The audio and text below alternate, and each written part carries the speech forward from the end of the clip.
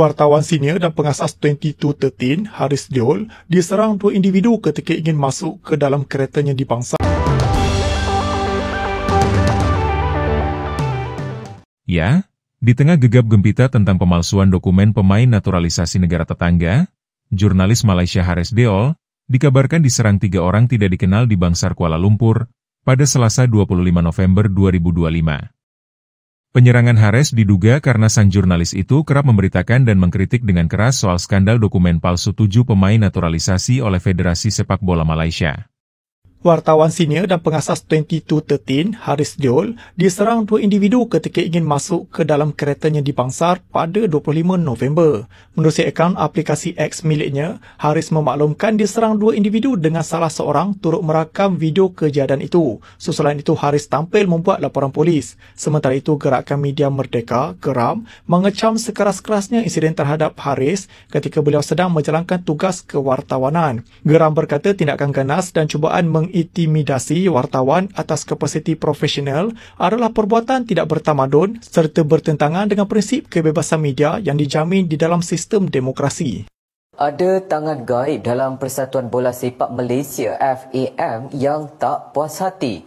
Demikian sindiran seorang pemerhati susulan serangan terhadap wartawan sukan 2213 Haris Diol yang didakwa sedang menyiasat isu berkaitan 7 pemain warisan memperoleh kewarganegaraan Malaysia secara tidak sah.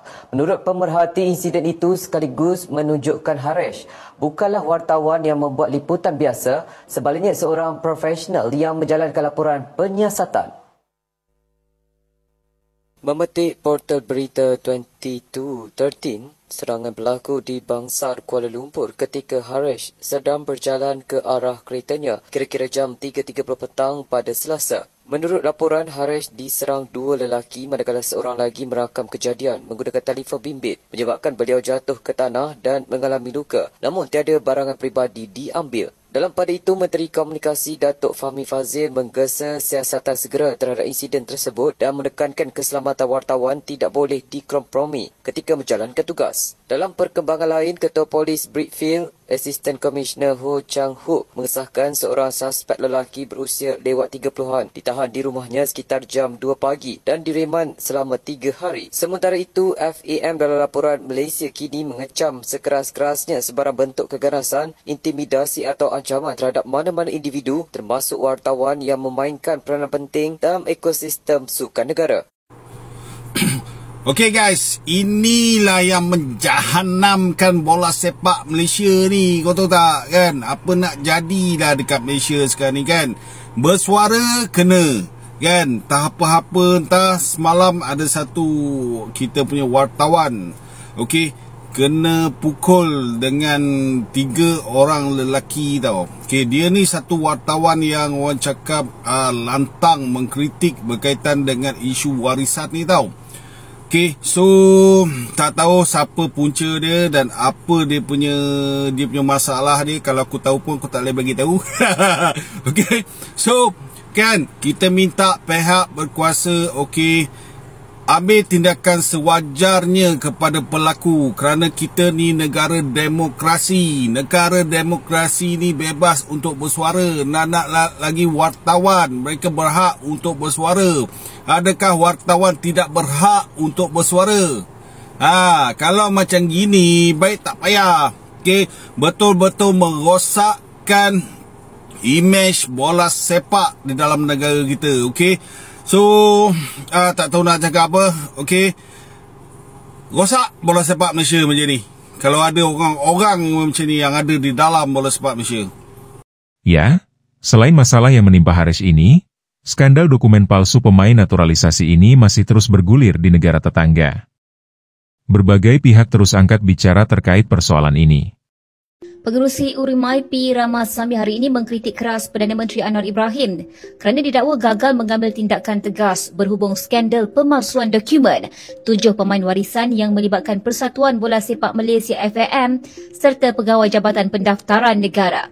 Menurut Ramasamy, walaupun Anwar memberi jaminan bahawa tidak akan ada usaha menutup skandal itu, beliau masih belum menunjukkan komitmen sebenar untuk memastikan siasatan menyeluruh dijalankan. Sebaliknya, kata Ramasamy, Perdana Menteri dilihat sibuk dengan siri lawatan ke luar negara. Ramasamy turut mempersoalkan kenyataan Anwar sebelum ini yang menyebut bahawa Kabinet telah berbincang dan bersetuju supaya siasatan diteruskan tanpa campur tangan. Namun proses itu masih belum memperlihatkan hasil yang jelas. Dalam pada itu, Menteri Belia dan Sukan Hanayuh turut menjadi sasaran kritikan apabila Ramasamy mendakwa menteri itu seolah-olah mempertahankan JPN. Katanya kenyataan Hana yang mahu berbincang dengan Menteri Dalam Negeri mengenai kemungkinan pendakwaan terhadap pegawai FAM seolah-olah menggambarkan JPN tidak terlibat, sedangkan dakwaan menunjukkan sebaliknya. Untuk rekod, FIFA pada 3 November lalu mengekalkan hukuman terhadap FAM serta 7 pemain warisan itu di bawah perkara 22 Kod Tata Tertib FIFA berkaitan pemalsuan dokumen. FAM dikenakan denda sekitar 1.8 juta ringgit, manakala setiap pemain didenda lebih RM11,000 dan digantung daripada aktiviti bola sepak selama setahun. Guys, satu skandal yang bukan kecil-kecil anak, bukan setakat memalukan FAM tetapi turut mengheret nama Malaysia ke pentas antarabangsa sebagai negara yang gagal menjaga integriti dokumen rasmi. FIFA mendedahkan bukti forensik bahawa memang berlaku pemalsuan dokumen. Bahagian yang diubah suai ditandakan dengan merah termasuk salinan sijil lahir moyang 7 pemain yang kononnya digunakan untuk mengesahkan kelayakan mereka. Lebih parah lagi, FIFA bukan sekadar menyebut nama pemain tetapi turut menuntut kerajaan Malaysia, Argentina, Spanyol, Brazil dan Belanda untuk menyiasat dan mengambil tindakan yang sewajarnya. Ini bukan cerita macam dekat grup WhatsApp ya. Ini adalah kenyataan rasmi FIFA disiarkan di media seluruh dunia. Lebih mengejutkan lagi, ketujuh-tujuh pemain memberitahu FIFA bahawa dokumen mereka dipalsukan selepas mereka menyerahkan kepada ejen. Tidak cukup dengan itu, Setiausaha Agung FAM sendiri mengeluarkan kenyataan bertulis kepada FIFA mengakui bahawa kaki tangan FAM telah mengubah suai kandungan dokumen tersebut atas alasan pentadbiran. Katanya mereka memformat semula sijil lahir dan dokumen berkaitan, walaupun ianya jelas bukan proses yang dibenarkan sebagai pengesahan rasmi sebenarnya.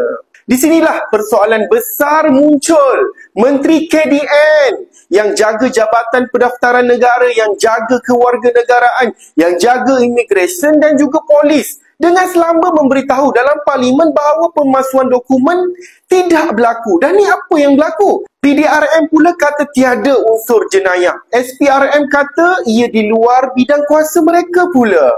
Dan Perdana Menteri, biasalah, 2 bulan skandal ini bergema di seluruh dunia, satu patah perkataan pun dia tak komen, tak keluar daripada Perdana Menteri, tak keluar daripada mulut.